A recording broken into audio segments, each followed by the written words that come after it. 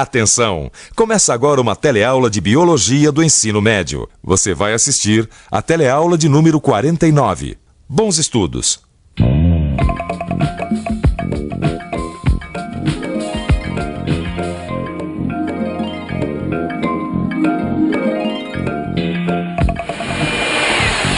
Pronto, mãe. Tá aqui o remédio da vovó. Ah, ainda bem, porque o remédio dela já está no fim e ela não pode ficar um dia sem tomar insulina. É, eu sei, ela tem diabetes. Acontece que o organismo dela não produz insulina suficiente. Então a quantidade de açúcar no sangue fica muito alta. Aí já viu, né? Mas como é que é fabricada essa insulina vendida como remédio? Isso é o que nós vamos ver na teleaula de hoje. Nessa teleaula você vai conhecer o DNA, o material genético de todas as células dos seres vivos. Vai ver como esse DNA determina a síntese de RNA e, consequentemente, das proteínas. E, por fim, você vai ver que hoje já é possível introduzir genes humanos em bactérias, plantas e animais.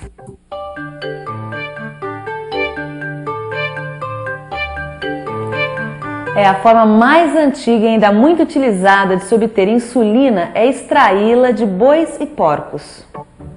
A insulina que o pâncreas desses animais produz é bem parecida com a insulina humana e exerce as mesmas funções no nosso organismo.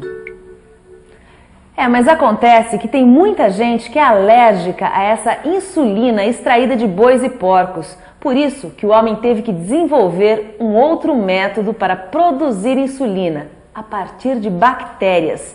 Para você entender direito como é esse processo, você precisa conhecer primeiro um ácido nucleico, o DNA. Primeiro o RNA, agora o DNA. Essa pessoa gosta mesmo de fazer a gente pesquisar, hein? Bom, o RNA a gente já sabe, né, que é necessário para a produção de proteínas no nosso organismo. Mas e esse DNA, hein? Olha só, Renato. O RNA é sintetizado a partir de um outro ácido nucleico, o DNA, ácido desoxirribonucleico. Quer dizer então que o DNA é responsável pelo RNA, que é responsável pelas proteínas? O DNA é que determina qual a sequência das bases nitrogenadas do RNA. Assim como o RNA, o DNA também é formado por unidades. Uma unidade de açúcar, uma de fosfato e bases nitrogenadas. Mas ao invés de ser uma cadeia simples como o RNA, o DNA é uma cadeia dupla.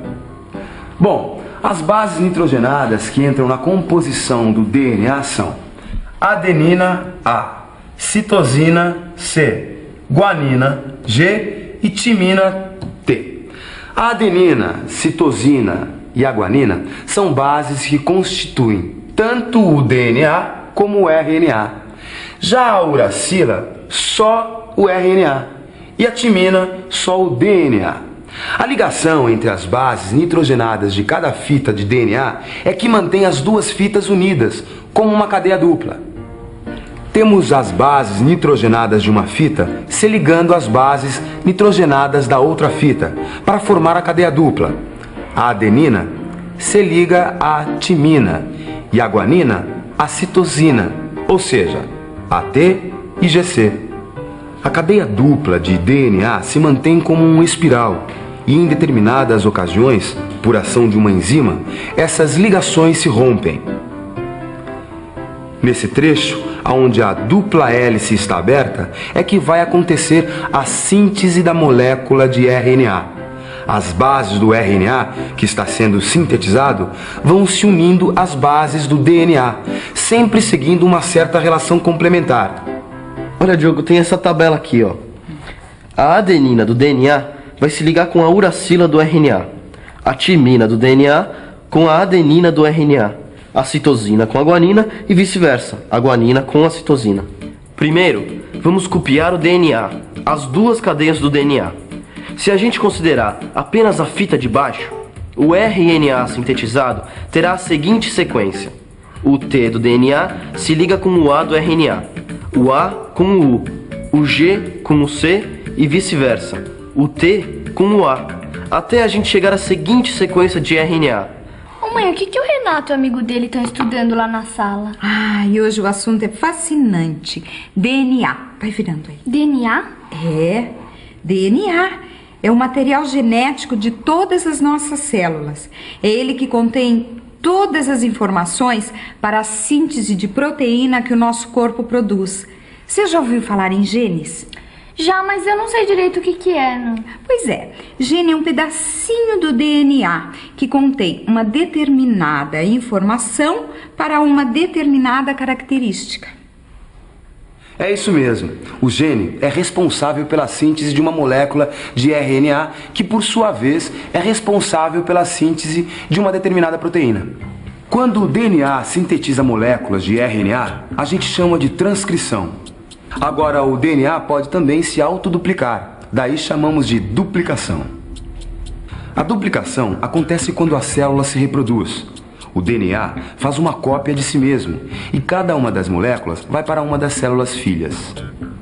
Na duplicação, eventualmente pode acontecer a troca de uma das bases, o que resulta na síntese de uma molécula de DNA ligeiramente alterada. O RNA sintetizado a partir desta molécula também terá uma base trocada. Em consequência, a proteína produzida por esse RNA pode ser alterada. A troca de uma base do DNA provoca a síntese de um RNA diferente, que vai produzir uma proteína também alterada.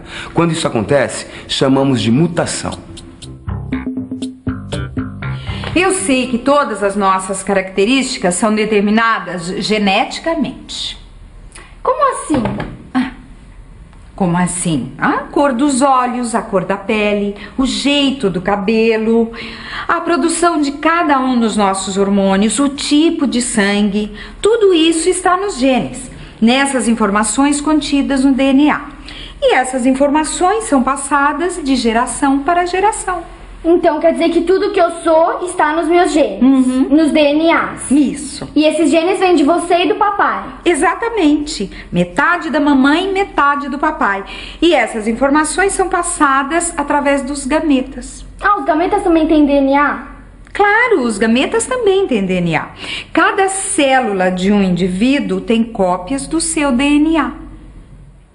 As bactérias também têm DNA como material genético e produzem RNA para sintetizar proteínas. A bactéria da espécie Escherichia coli tem um segmento de DNA que possui de 4 a 5 mil genes. Além disso, essa bactéria tem porções circulares de DNA espalhadas pelo citoplasma, que são os plasmídios. Quando a célula da bactéria se multiplica, cada célula filha recebe cromossomos e plasmídios iguais aos da célula mãe. As bactérias se reproduzem muito rapidamente. A Escherichia coli leva cerca de 20 minutos para se multiplicar e produzir outras células. A cada multiplicação, todo o material genético é duplicado, inclusive os plasmídios. Os plasmídios não são essenciais para a vida da bactéria, por isso é que eles podem ser utilizados para a produção de proteínas que o homem precisa.